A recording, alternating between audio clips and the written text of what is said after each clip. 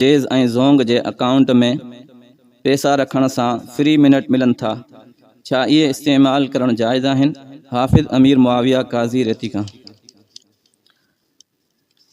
जेज़ जो जेको अकाउंट ठहे थो या ज़ोंग जो अकाउंट ठाहियूं था त उन में बाज़ मरतबा पैसा रखण सां कंपनी जी तरफ़ां कुछ फ्री मिनट ऐं कुछ फ्री MB वग़ैरह मिलंदियूं आहिनि इंटरनेट जूं। त इहा जेकी रक़म असां अकाउंट में जमा करायूं था, इहा हक़ीक़त में असां कंपनी वारनि खे कर्ज़ ॾियूं था।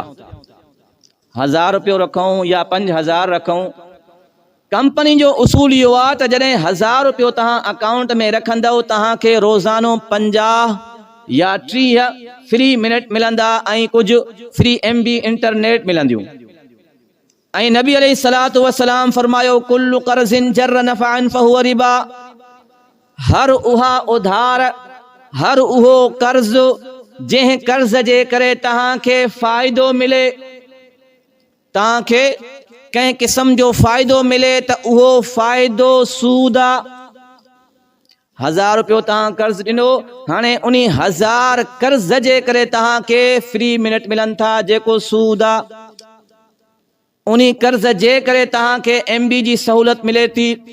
मतलब त उन 1000 रुपए कर्ज़ जे करे जेकी भी तव्हांखे कंपनी जी तरफ़ां सहूलत मिले थी उहा हराम आहे, छो त उहे तव्हां ते मेहरबान न आहिनि, कर्ज़ जे करे ॾियनि था ऐं कर्ज़ जे करे मुनाफ़ो वठणु इहो हराम आहे।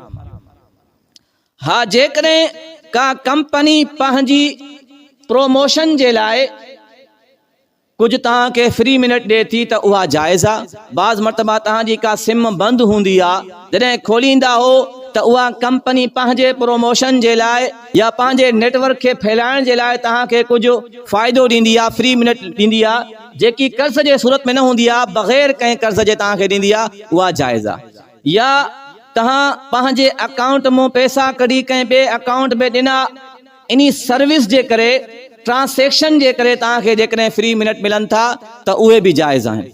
ट्रांसेक्शन का बि हुजे, इजरोड जी सूरत में हुजे या पैसा हेॾे होॾे मोकिलण जी सूरत में हुजे, त उहे जाइज़ आहिनि। जेकी कर्ज़ जी सूरत में फ्री मिनट मिलनि था उहे हराम आहिनि।